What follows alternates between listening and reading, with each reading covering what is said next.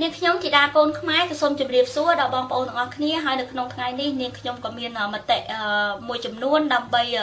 ឆ្លើយតបជាមួយនឹងជនអកតេឈ្មោះថាលោកវីទូហើយជននេះគឺថាសម្ដេចតេជោនឹងគឺគាត់ទិញផ្ដាច់មុខហើយចំពោះក្បាលរបស់លោកទូនេះគឺគ្មានអ្នកណាមួយអាចតថ្លៃនៃក្បាលរបស់លោកទូទេព្រោះអីលោកទូនេះគឺថាគាត់ផ្ដាច់មុខហើយណាចំពោះសម្ដេចតេជោដូច្នេះហើយនាងខ្ញុំក៏ចង់ឲ្យបងប្អូនទាំងអស់គ្នាស្ដាប់នៅពាក្យសម្ដីជនអកតេមួយនេះថាតើជនមួយនេះនិយាយអ្វីខ្លះហើយការនិយាយស្ដីរបស់ជននេះតើមានហេតុផលដែរឬអត់សួរបងប្អូនបងប្អូននៅក្នុងបណ្ដាញសង្គម Facebook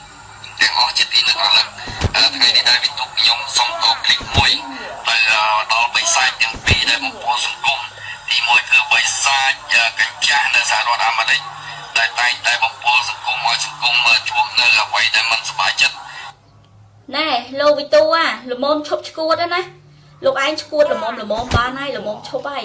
ណាមិនមែនតែត្រឹមអ៊ំសមាជឈុនហើយនឹងបងចិនដាវីទេណាគឺខ្មែររាប់ម៉ឺននាក់ណាលោកឯងមានបើកភ្នែកចំពោះការបាតកម្មរបស់គណៈបកសង្គ្រោះជាតិថាតើបងប្អូនខ្មែរប្រហែលម៉ឺននាក់ដែលគាត់ធ្វើការទៀមទានៃភាពយុត្តិធម៌របស់គាត់ណាលោកឯងបើកភ្នែកមើលផងមេរបស់លោកឯងខ្វាក់តែម្ខាងទេប៉ុន្តែចំពោះលោកឯងត្រូវកុំឲ្យខ្វាក់ដល់ទាំងពីរណាលោកឯងត្រូវតែបើកមើលពីចំណុចខ្វះខាតរបស់មេលោកឯងខ្លះផងណាលោកទូទី2គឺបិសាចមេម៉ាយចិនដាវីនៅកាណាដាដែលតែងតែយករឿងនេះដទៃយកមករិះគន់យកមកនិយាយនៅអ្វីមិនមែនជារឿងអ្នកដតីទេណាគឺជារឿងរដ្ឋាភិបាលហើយរដ្ឋាភិបាលនេះគឺជាម៉ែឪរបស់ប្រជាពលរដ្ឋខ្មែរណាការដែលរដ្ឋាភិបាលធ្វើខុសរដ្ឋាភិបាលកັບកេងឬមួយក៏រដ្ឋាភិបាលធ្វើបាបវាយដល់ប្រជាពលរដ្ឋខ្មែរហ្នឹងគេត្រូវតែតវ៉ាគេត្រូវតែប្រឆាំងហើយកុំឈួតពេកណាតែគេ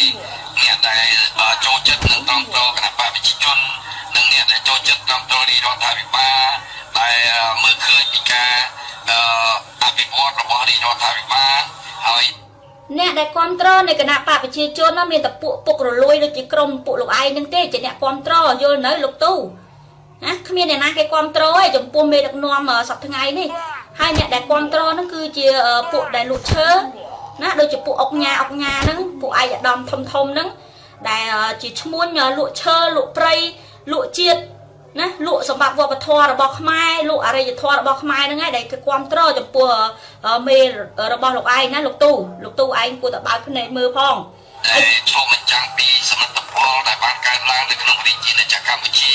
របស់ប្រទេសកម្ពុជាយើងដូច្នេះជនទាំងពីរដែលជាជនបំពុលសង្គមនេះតែងតែយករឿងទាំងនោះយកមកបំពុលសង្គមនិងលៀបពណ៌ជាពិសេសនិយាយកញ្ចាស់បិសាចនៅសហរដ្ឋអាមេរិកចឹងคลิปនេះដែរសូមផ្ដាំផ្ញើទៅយាយ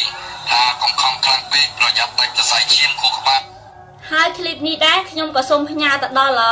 ជនអកតេឯងផងណាថាកុំឲ្យខំប្រឹងខ្លាំងពេកណាប្រយ័ត្នសរសៃឈាមវាឡើងដាច់សរសៃឈាមនៅក្នុងឡានហ្នឹងទៅណាព្រោះអីការនិយាយវីដេអូម្ដងគឺនៅក្នុងឡានប្រយ័ត្នដាច់សរសៃឈាមណាជនអកតេស្លាប់ដោយមិនបានចូលឆ្នាំខ្មែរនិងប្រពៃណីខ្មែរយើងហើយនេះបងប្អូនបងម៉ែទាំងអស់ស្ដាប់សម្លេងគាត់សិនគឺថាសម្ដេចលោកគឺជា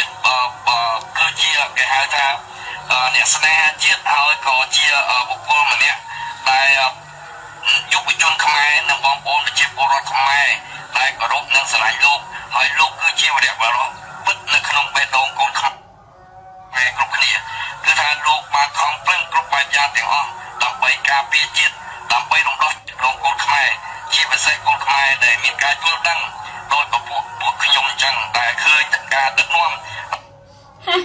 ជាការដឹកនាំអីហាលោកទូណាលោកក៏លើកដំកើងមេរបស់លោកម្លេះហាហើយសួរថាមេរបស់លោកដែលមុននឹងឡើងកាន់អំណាចនេះណាគេក្រែងមេរបស់លោកនៅរស់នៅក្នុងវត្តទេហាខ្លាចជាក្មេងវត្តណាឲ្យពួកលោកឯងរស់នៅកន្លែងវត្តមានការអប់រំចំពោះប្រសង់គ្រប់រូបណាដែលគាត់បានអប់រំពួកលោកឯងគួរតែយល់ហើយណាហើយពួកលោកឯងគួរតែដឹងថាចំពោះធម៌អាហ្នឹងគឺយ៉ាងម៉េចហើយរវាងបាបបុណ្យក៏លោកឯងគួរតែយល់ដែរ ប៉ុន្តែពួកលោកឯងនេះណាលោកសម្ដេចតេជោនេះគឺថាស៊ីបាយបោកឆ្នាំងព្រោះអីសម្ដេចតេជោនេះគាត់បំរើលោកគាត់ធ្វើជាក្មេងវត្តណាតាំងពីដើមមកគឺគាត់គួរតែយល់ហើយប៉ុន្តែមួយនេះគឺអត់ទេស៊ីបាយបោកឆ្នាំងបានឡើងកាន់អំណាចហើយវាយដល់ប្រសងណាធ្វើបាបដល់ប្រសងកាត់សម្លាប់ទៅដល់ប្រសងនេះហើយគឺជាការស៊ីបាយបោកឆ្នាំងរបស់រដ្ឋាភិបាលរបស់ពួកលោកឯងហ្នឹងណាពួកលោកឯងនេះចំជាមនុស្សល្មើសគុណគេហៅថាកពើល្មើសគុណណាមិនខុសទេព្រោះអីលោកឯងនេះអត់មានយកអំពើល្អហ្នឹងមកអនុវត្តទេលោកឯងធ្វើបាបដល់ប្រសងគ្រប់រូបទាំងអស់ណាមើងងាយចំពោះពួកគាត់កាត់សម្លាប់ពួកគាត់នេះហើយជាការគេថាដឹងពីច្បាប់ទម្លាប់ដឹងពីធម៌អាប៉ុន្តែអត់មានអនុវត្តទេណាលោកឯងប្រយ័ត្នចុះនរកដោយមិនអាចក្រោកមកជាមនុស្សបានណាខ្ញុំសូមជម្រាបរបស់មុខរាជរដ្ឋាភិបាលបាននាំមកនូវសន្តិភាពពេញលេញឲ្យប្រជាជាតិកម្ពុជាយើងលោកបានខំរកគ្រប់បែបយ៉ាងដើម្បីស្វែងរកនិងដើម្បីកសាងសមិទ្ធផលនៅក្នុងប្រជាជាតិកម្ពុជាយើងឲ្យមានការឡើងណែកុំឲ្យឈួតពេកណាមន្ត្រីរាជការនៅក្នុងប្រទេសខ្មែរទាំងមូលណាតាំងពីប៉ូលីសទាហានណាគ្រូបង្រៀនឲ្យតែអ្នកមន្ត្រីរាជការធ្វើការនៅក្នុងរដ្ឋណាគឺមួយខែកាត់លុយពួកគាត់រហូតណាចូលទៅកាក់កបាតក្រហមចូលទៅទាហាននៅតាមព្រំដែនទាំងអស់តាំងពីប្រាសាទព្រះវិហារតាំងពីប្រាសាទអីផ្សេងទៀតណាយកលុយពួកគាត់កាត់លុយពួកគាត់មួយខែហើយលោកឯងកុំឲ្យលើកដំកើងតែមេលោកឯងខ្លាំងពេកហើយចំពោះលុយប្រជាពលរដ្ឋខ្មែរនេះហេតុអីក៏មិនផ្សាយខ្លះផងណាលោកទូណាអាជនអកតេអន្តភាពពេញលេញឲ្យប្រជាជាតិកម្ពុជាយើងលោកបានខំរកគ្រប់បែបយ៉ាងដើម្បីស្វែងរកនិងដើម្បីកសាងសមិទ្ធផលនៅក្នុងប្រជាជាតិកម្ពុជាយើងឲ្យមានការឡើងនៅពេលបច្ចុប្បន្ននេះគឺថាបងប្អូនបានហើយបងប្អូនទាំងអស់គ្នានាងខ្ញុំមិនចង់ស្ដាប់ណាជនអកតេមួយនេះទេព្រោះអីជនអកតេនេះវាអត់មានបើកភ្នែកមើលចំពោះការដឹកនាំមេដឹកនាំរបស់វាសប្តាហ៍ថ្ងៃទេណាគឺវាអត់មានបើកភ្នែកមើលទេវានិយាយអ្វីដែលថាវាជាការងប់ក្បាលជាការលុកក្បាលទៅឲ្យគណៈបកប្រជាជនតែប៉ុណ្ណោះហើយវាគឺជាខ្ញុំបញ្ជាក់ដាច់ថ្លៃរបស់សម្ដេចតេជោផ្ទាល់ហើយខ្ញុំសូមផ្ដាំទៅដល់លោកទូណាសូមលោកទូឯងធ្វើអ្វីក៏ដោយលោកទូឯងកុំឲ្យចេញមុខចេញមាត់ខ្លាំងពេកណាព្រោះអីមិនមែនខ្មែរតែ2 3នាក់ទេដែលគេយល់ពីការដឹកនាំរបស់រដ្ឋាភិបាលសប្តាហ៍ថ្ងៃហ្នឹងគឺខ្មែរទូទាំងប្រទេសគេយល់គេឃើញគេធ្លាប់មានប្រវត្តិជាមួយថ្នាក់ដឹកនាំនេះខ្លាំងណាស់ហើយដូច្នេះហើយការឈឺចាប់របស់ពួកគាត់ណាគឺពួកគាត់មានការឈឺចាប់ខ្លាំងណាស់ចំពោះរដ្ឋាភិបាលសប្តាហ៍ថ្ងៃណាកុំឲ្យមកនិយាយលៀបពណ៌ដាក់គេណាបើភ្នែកខ្លះផងណាលោកទូអសូរកាយណាលោកទូដែលសម្ដេចដែលចូលទិញផ្ដាច់មុខចំពោះក្បាលរបស់លោកទូឯងនេះណាលោកទូឯងនេះអត់តាបញ្ជូនលោកទូឯងទៅយួនណាពួកអីសាច់ជាតិរបស់លោកទូឯងហ្នឹងគឺប្រទេសយួនហ្នឹងឯងជាម៉ែជាឪ